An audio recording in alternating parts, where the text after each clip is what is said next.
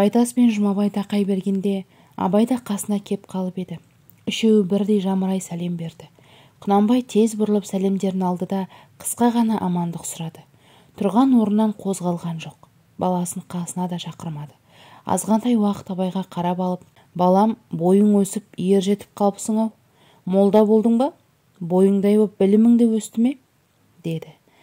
Кекету ме, жоқ күдік пе, немесе шынымен жай білгісі келгені ме? Бала ес білгеннен бері қарай әкесінің қабағын жұдан қыста күн райын баққан кәрі бақташтай бағып, танып өскен. Әкесі де бұл баласының сондай сезгіштігін өзге балаларынан артық санаушы еді. Ұялғанды, жауап айтпағанды кешірмейтін әке мінезі абайға мәлім. Ол сабырлы, момын пішінмен: шүкіршілік әке, деп біраз тұрды да: ат барған соң дәріс тәмам болмаса да қазіреттің рұқсатын фатихасын алып қайттым, деді. Тіпті ересек адамша сөйлеп қапты. Баланың бұл ерте әзірлеген жауап еді. Әкесінің қасында тұрған Майбасар мен соның атбашар екен. Майбасар Құнанбайдың тоқал шешесінен туған інісі. 4 тоқал туысқандарының бір тоқалынан осы Майбасар. Бұны биыл Құнанбай өзі аға сұлтан болғаннан кейін осы тобықтыға болыстық старшын еткенді.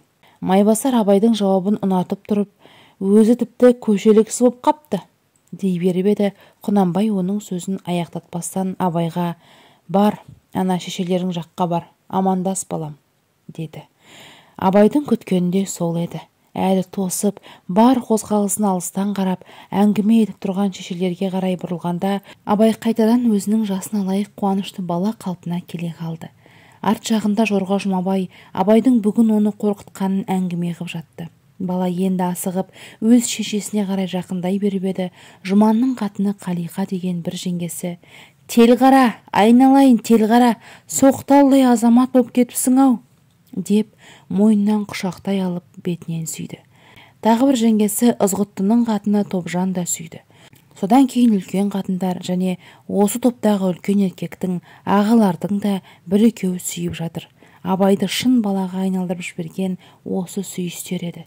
Ол қысылып қызарғанмен қашып құтыла алатын емес, наразы боларын да құптарын да білмеді. Бірнеше үлкен қатындардың көзінен жас та көрінді. Барлық үлкеннің құшағына амалсыз кезек-кезек кіріп болып, енді сытылып шешесіне қарай баса берді. Абайдың өз шешесі Ұлжан мен екінші шешесі сұлу жүзді Айғыз қатар тұр екен. Бала топтан шыға бергенде Айғыз күліп: пай, жаман қатындар сілекелеп баламыздың бетінен сүйер жер қалдырмады-ау, деп паңдана күлді де Абайды көзінен сүйді. Кезек өз шешесіне келгенде ол сүйген жоқ. Қатты бір қысып, бауырына басып тұрды да маңдайынан иіскеді. Абайдың әкесіндегі тартымды салқындық шешесіне де көптен бергі мінез болған. Бала осыдан арғыны күтпеуші еді. Бірақ бауырына басқанның өзінде де Абайдың жүрегін қатты-қатты соқтырған аса бір өзгеше жақындық білінді. Ана құшағы. Ұлжан көп ұстаған жоқ. Әжеңе бар әнекей, деп үлкен үйдің алдына қарай бұрып жіберді. Кәрі әжесі Зере бәйбіше таяғына сүйеніп ұрсып тұр екен. Жаман неме, маған бұрын келмей әкеңе кеттің-ау, жаман неме, дей беріп қасына, құшағына немересі барғанда, жаман неменің артынан лезде: қарашығым, қоңыр қозым, Абай жаным, деп кемсеңдеп жылауға айналып кетті. Әжесі құшақтаған бойында үлкен үйге кірген Абай ымырт жабылғанша осында болды. Шешелері бұған біресе қымыз, біресе тоңазған ет, біресе шай ұсынып тықпалай берсе де, баланың бойына ас батпады. Жөндеп ішкен де жоқ. Күні бойғы аштығы да ұмытылған сияқты. Ас бере отырып бойлары үйреніскен сайын шеше, жеңгелері баладан: елді сағындың ба? Кімді сағындың? Молда болдың ба? Оқып болдың ба? деген сияқтыларды қайта-қайта сұрасады. Абай өзге сұрақтарға жөнді жауап берген жоқ. Жалғыз ақ кімді сағындың дегенде: Оспан қайда? Ол қайда жүр? деп өзінің кіші інісін тентек Оспанды бірнеше рет сұрап еді. Ұлжан басында ол сұрауын елеусіз қалдырып, артынан тағы бір айналғанда: жүрдағы жынды неме, бүгін осында маза бермеген соң әжең екеуміз қуып шыққанбыз, деп әжесіне нұсқады. Әжесі өзіне байланысты бір нәрсеге ишара қып отырғанды көріп: не дейді? не деп жатырсыңдар, естімедім, деп еді. Абай оспан жайын айтып кеп қатты сөйлеп: әже-ау, былтыр мұндай емесең, құлағыңа не болған, неге естімейсің, деді. Көптің ортасында отырсаң да еріксіз жапа-жалғыз боп оқшауланып қалған әжесіне жаны ашып, құшақтап алдына жантайды. Әжесі түсінді де аз ғана босаңсып: балам-ай, әжеңде қуыс кеуде болмаса не сымбат қалды, деп өзінің дағдылы мұң шыңына қарай беттеп еді. Баласы қимады.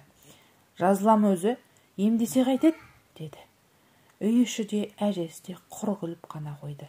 Кәрі шеше күле отырып баласының талай қайтпасын дегендей қып: үшкірсе кейде ашылып қалады, үшкірген жағат, деді.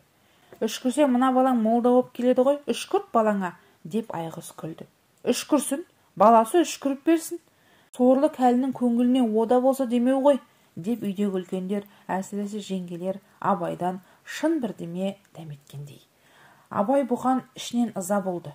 Үшкіру, ішіткі жазу, қасида оқу молдалықтың ел үйренген дағдысы екен рас.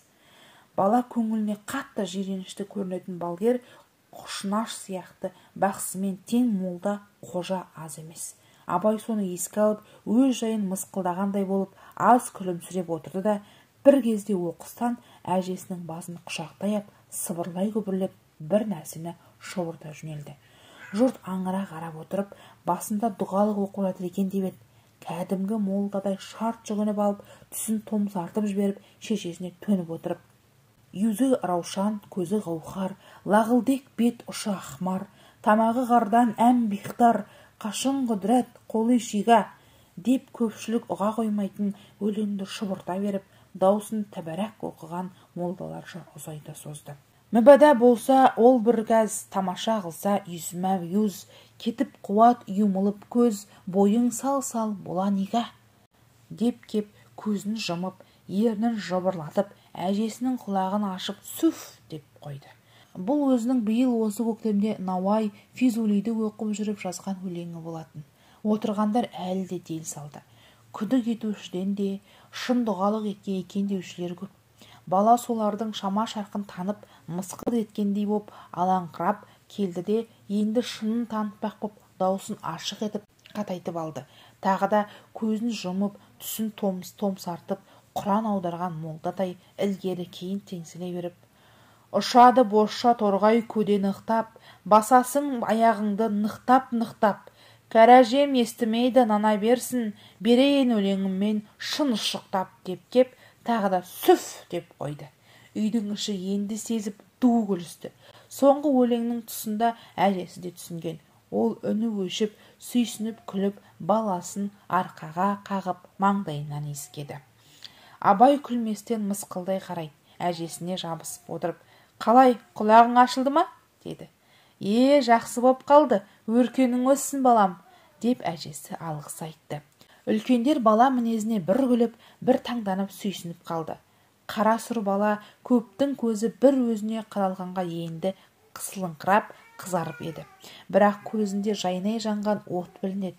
Өзге балаларының ажарынан бөлек қызулы, саналы оты бар сияқты. Ұлжан тартымды болумен қатар сыншы да ана. Баласының жаңағы мінезіне біраз ойлана қарап отырды.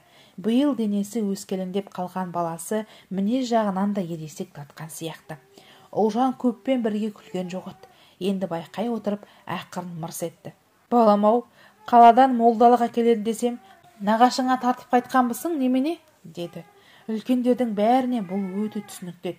Жаңағы бала мінезінің дәл шешуі сияқты болып қайта күлдірді: бәсе шаншар, битан шитан,